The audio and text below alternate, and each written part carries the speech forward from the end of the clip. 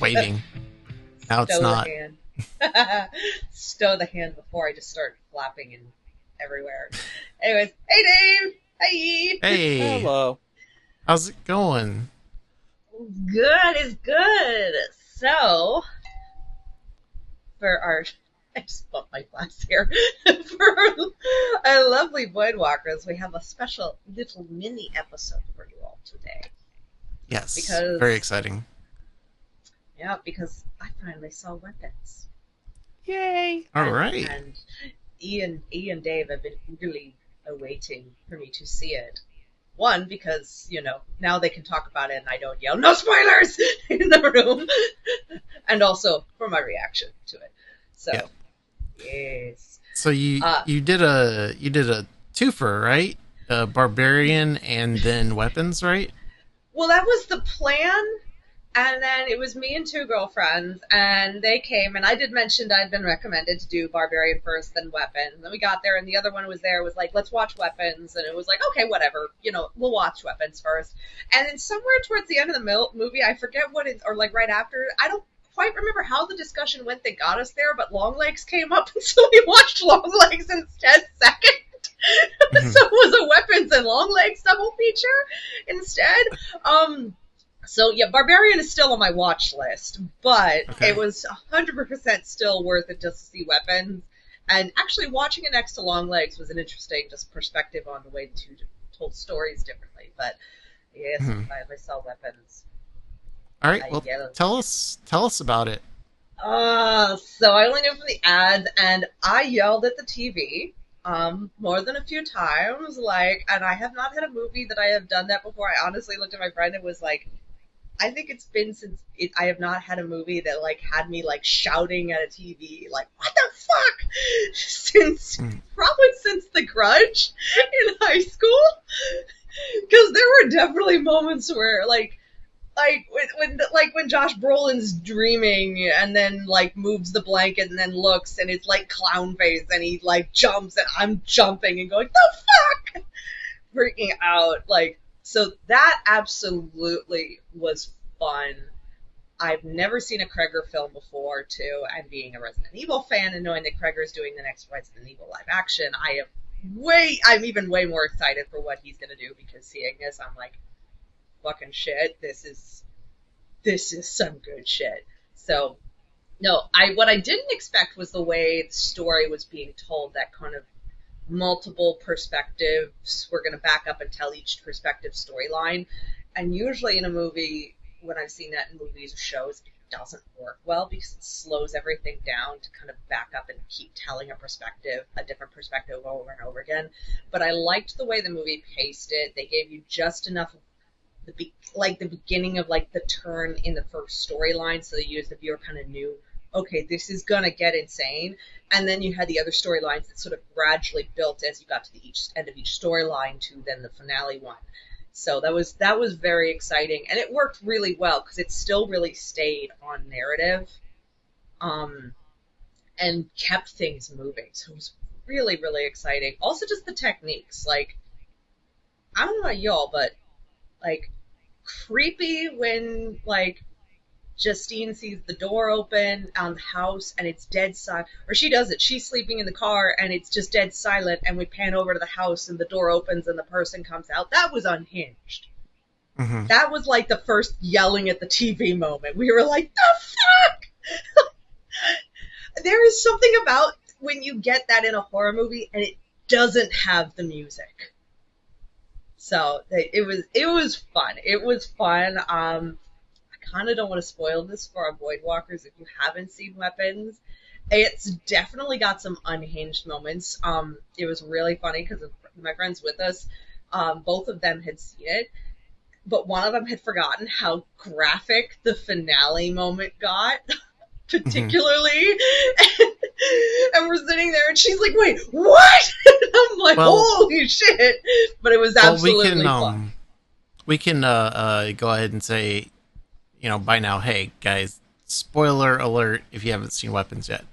We could. Or I just give kind of a review of if you haven't seen it, it's definitely worth the watch if you've been questioning. Yeah, we're gonna talk more throughout the rest of this this little mini-sode. So yeah, that expect spoilers. Okay, All right. okay, so we are spoiling it. So, but yeah, Yeah. yeah, when the jaw opens up and then just keeps opening, like my friend Mhm. is sitting there being like, "I forgot about this. I didn't think it was that gory." And it's like, oh, it went there, limbs and mayhem. Also, there was something kind of comical about that whole final chase, but I Mhm. kind of loved it too because it was very cathartic. I, So, I didn't find the final chase comical, but I think that if it wasn't for everything that Cregger had done in the movie, including that chase and such, it could have been comical. It could have come off as funny and stupid, and it yeah, would have been real bad. It it's would have I left like a sour taste in everybody's mouths. Yeah. I found it both like intense but also a little bit funny because there's that sort of 20, even though it wasn't really hindsight, it was as I'm watching it, but there's that stepped back perspective of being like, they're just crashing through people's houses in a straight line. And anywhere else, this could be framed as straight comedy. And so there's the part of me that objectively is looking at going, okay, this is kind of hilarious, but it's also fucking terrifying. Especially because this is how you'd really react if a whole bunch of like weird possessed children came chasing a creepy old lady through your house and just crashed through whatever was in their way. Um, Mhm. you know, that part to me was very, very. It was funny, but it was also, but it was like more like I would say like the tension funny. It's like, oh, I'm laughing because I'm also realizing this could look a totally different way without the context here. So Yeah. to me, but it was still tons of fun. It definitely comes down to like thematically. I thought it was very interesting how it's very much like everyone's kind of got problems, you know. So, did you see this somewhere like, say, an Alamo Draft House or something, or did you see it like a? No, we were just watching at home. Okay, okay. So, at the Alamo Draft House, up in Charlottesville, where I saw it, um, one of the things that they do is they have a lot of stuff that plays before the movie actually plays to give like, oh, here's little hints of stuff that you're gonna see. So there's a lot of like insects and parasites and like children and little Oh things my. like that that go on from different like old movies and cartoons and stuff, right? Um, and then also Krager does an interview before the movie, right? And part of the interview, he talks about things like inspirations that he had with regard to the movie. And one of them was in relation to addiction. And Yeah. the reason is that both of his parents were alcoholics. And he was the one who had to take care of everything. Hmm. And so I see that in the film. when, yeah, you see it in the film very, very clear, Yeah. right? These representations of addiction and of problems and how the little kid, I forget his name, had to take Alex. care, Alex, had to take care of Yeah. everything at the house, and how it had affected him as well as like people around him. Um, and just seeing how it kind of ripples out into the neighborhood as a whole, you Yeah. know? I thought it was an Um, interesting look to it, the social reaction to addiction. Like when you frame it as addiction too, it's the social reaction to addiction and to other people's struggles, which maybe are based in not the best things, but also can be very quickly judged by a community. yeah, yeah. So, Like the teacher being judged, for example, which funny enough, she's been in some other stuff oh yeah. recently. She was like the Silver Surfer in Fantastic Four, for example. Oh, okay. There was something else I had seen her in not too long ago. I was like, oh, that's her. That's what's her name? Apartment I forget 7A what. she's in. I just I saw a haven't. thing. Apparently, it's a retelling of Rosemary's Baby. So, Ah, supposedly. So, but she's in that. I happened to, we were just kind of scrolling through afterwards, and it was something like the streaming service was like, recommended also. And I'm like, wait a minute, I just saw her in Weapons. And sure enough, it's her. Oh, okay. yeah. Yeah. Um, but Uh, one thing really that I really dug on was the main villain, the She was so auntie looking creepy. lady, right? Yeah. And how like even when she's putting on makeup, it's like a mockery of being a human. Like she doesn't know Oh how yeah. to actually put makeup on, and so it has a clown appearance Yeah. initially. But when you see her interacting with people, it's not a clown. It's like a lady, an older lady who puts on too much makeup, Yeah. but she thinks that it looks really, really good, kind of It's the thing. ones who are like still putting on makeup like they were like teenagers going out on a night on the town, but it's like Mhm. that doesn't work on you anymore the way it used to. It doesn't make you look youthful. And in Yeah. fact, I remember listening to there's one makeup artist who I've watched a lot of his stuff, and he talked about how oftentimes too much, and not meant as a judgmental thing, but if you mentioned that, to be careful how we use makeup because how, like if you're trying to look more youthful, oftentimes caking on too much can have the opposite effect and make you look older. Yeah. And so, and it Um, has that same look where it just kind of makes her look more. Ugh. yeah. Um, and a lot of things like that, for example, um, kind of towed the line between it could be too comedic and it just might not straight up work and just fall flat, right? There's a lot of that in this movie. Oh yeah, The kid chase at the end, the clownish looking, garish looking makeup on the lady, um, the way that the kids run, which is very reminiscent of Naruto. Uh, with less arms they're backwards. They yeah, T-posing. um, you know, and seeing the one guy, the principal, I think, Yeah, yeah. also when he does the Naruto run, right, and how he's got like the tiny like but bugged out eyes. Yeah, it's Um, almost the Martin Feldman, like young Frankenstein, like he's bugging him out so far. With yeah, Martin Feldman, he used it as comedic gag a lot of times, but it's that yeah, same sort of like, whoa, this is almost inhuman. yeah. Little things like all those bits and pieces risk it getting too comedic, but because of everything that's been set up and done with the movie, like camera angles, establishing like the tone of everything, getting the atmosphere just right, making decisions like having no music in spots, um, Yes. you know, hanging on to shots for a long time.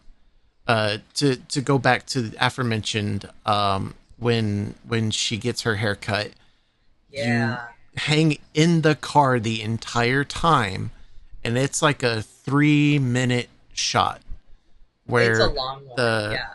the one parent comes out, does the strange walk, so you know something's off, right? Which that could also have come off as comedic, but it worked for this.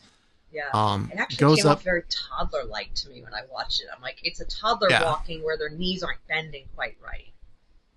like like something that doesn't exactly know how to use its legs yet. Yeah. Yep. Um, comes up, stays at the window, and then disappears off screen, only to have the scissors come into frame and cut, and that cut just sends us to the next thing. Oh, even that It's moment right before the scissors where they go past the car and like I remember we were sitting there and I was like, "Oh God, she didn't leave the car unlocked, did she?" And then you hear the car door and it's like, "Oh fuck, she's in the car now."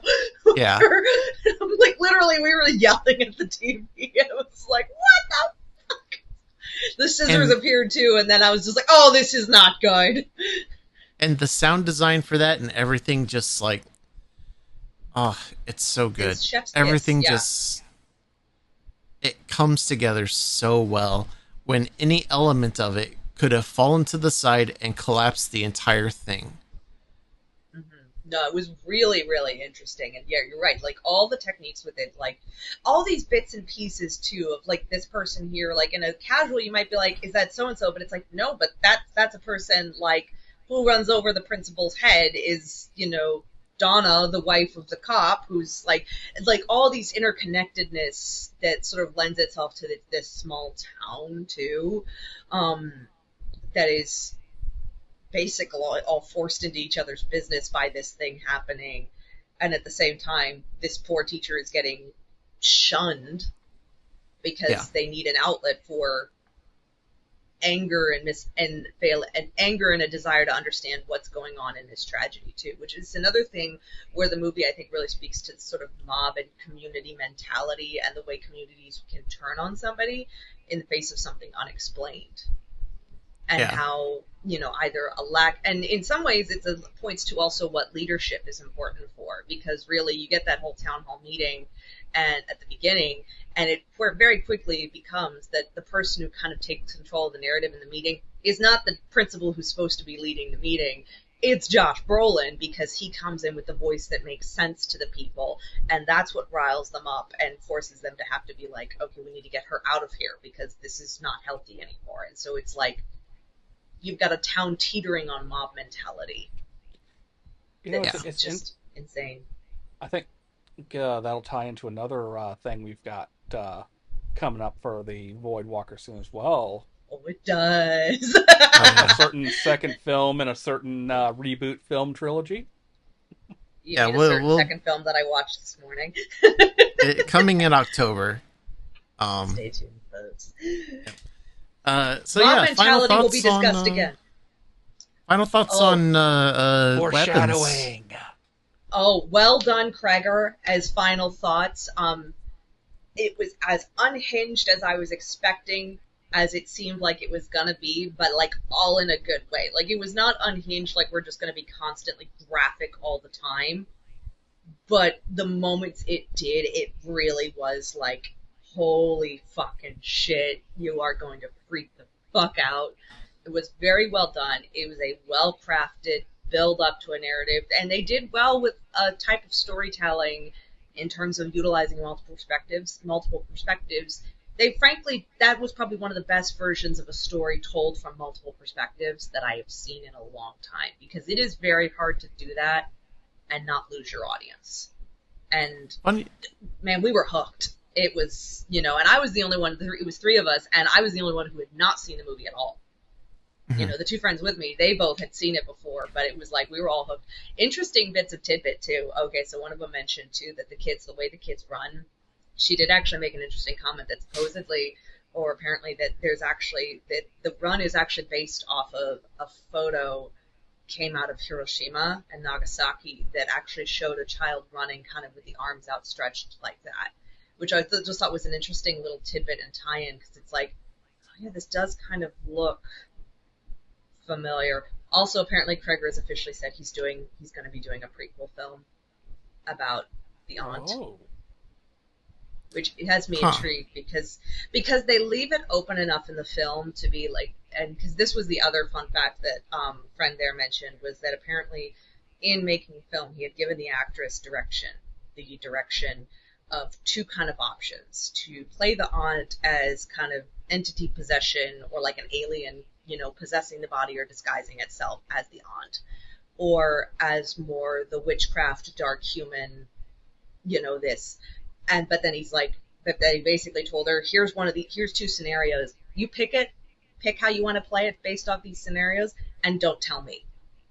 And that our theory is that she probably did a little bit of a mix of it. But the interesting thing was just like, yeah, there's hints, but there's just enough open in there that you're not quite sure.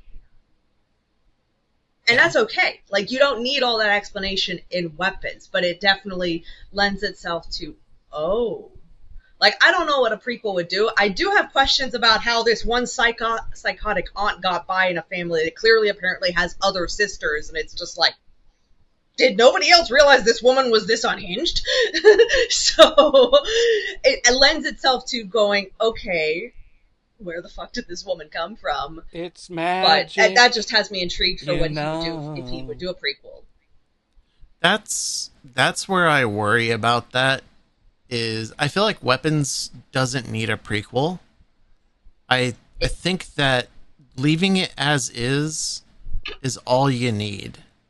it It doesn't doesn't need it, but need I'm very anything open else. to what Cregger will do because I mean, just off Weapons alone, to me, he's proven he can make a very good horror film. So And I absolutely know that he can. Um, but I worry that it's gonna get. It's kind of like, okay. One thing that I have a problem with, and we'll bring it up later in the foreshadowed future discussion, we'll be talking about Halloween it set more. episode, um, is that if you're if you're telling your audience too many things about what's going on, you risk that information making the world too clunky. Mhm. Um, I don't think that Weapons needs to have an explanation. I don't think that anything in there needs to have anything more than what it's already given us. And I worry that letting us know more than what we've got from the movie will will spoil things in a pretty bad kind of way. That's not to say that he can't do that. Like he can't pull it off. I'm sure he could do a good job, but that's a tough act to follow, to work with. It's tough to make a prequel for something that works really well by being vague. I kind of count on the fact that if he was to make one, we'd have a few years probably before it happened, so that it'd be enough of a separation so it kind of can become a it's this, but you don't have to engage with it. And kind of is clearly established that Weapons should be watched first before. Like it would definitely be if it happens, it'd be like go watch Weapons first. Then if you want to watch that, then go watch it. But I digest the film Weapons as it is without the extra context building because that really makes the film is that you don't know what's going on. I suppose. I and that's right. Like I think that the one of the biggest things that makes Weapons work is the fact that you don't know what's going on. And even when you learn about the situation, not knowing everything allows it to keep going and keep working.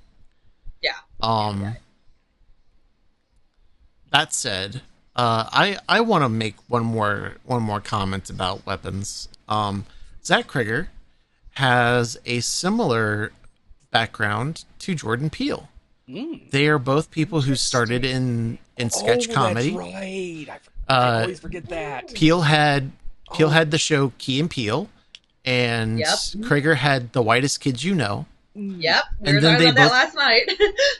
and I'm pretty sure that Peele had done a little acting outside of that. I know that Cregger has though. He and Trevor from Whitest Kids did a movie together. I forget the name of it. It's like March something, but not a very good movie. I'm trying to remember. Didn't it But run then into. Cregger kind of Yeah, leave it for just another time. disappeared, and when he came back to direct, and he directed horror, just like Yeah. Jordan Peele did. They both just started directing horror, and they've both been really, really good at their job. Yeah. Um, I'm curious so what. yeah, I You know what I think that speaks to is something my boss, we've talked about in my job with my boss, my coworker, we've discussed about how a lot of times the strongest people speaking narrative are people from the stand-up comic and from the comedic world, and it's that because you're getting constant audience feedback, so you really refine what you're doing. But also, narrative structure is part of like a good joke and part of comedy, and so seeing them take that sense of narrative and set up the audience problem and then solution, it works. And I mean, it's so essential for horror if you to mhm. have that too. It was something my boss and we've talked about too, about like horror is one of those areas where it's like if you don't have a good narrative structure, your film can completely fall apart. Mm-hmm. Yeah. Because part of horror is getting that visceral reaction, and part of how you get that is building the right structure in which to tell the story. And so it is fascinating to see that these two guys both came out of a comedic background. They have very unique horror flavors, but they're both very good at their flavors of horror. Yeah. Yeah. So, right. Which is, I will say, the contrast to last night, because we followed it with Long Legs, and one of the gals I was with had to end up having to leave only maybe like about a third of the way through it. So it was just me and the other one for the rest of it. But we came to the end of Long Legs and we're like, this feels more like somebody who had some good ideas but needed to spend more time in the writer's room before they went to production, because there are things that just get lost. There are threads that are getting lost and not going places. There are good actor moments, but good actor moments won't sell a film. You need a good story. Yeah. So, and that is all I will say on Long Legs. Although the makeup on Nick Cage was very impressive. We'll say he was excellent. He was excellent. Unhinged, but excellent. That's all I have for Long Legs. There you go. In the meantime, folks, hope you enjoyed this little mini episode. Yes. Go watch it if you have not. Convince your friends to watch it. It's a great yell at your TV time. I love a good yell at my TV movie. All right. Until next time, folks. See ya. The Confabulators is hosted by Liz Strauss and David Bockenkamp. Editor is E.W. Klein. Theme music is Oh Heavens by Cassidy B. Composer and artist, cbrva.card.co.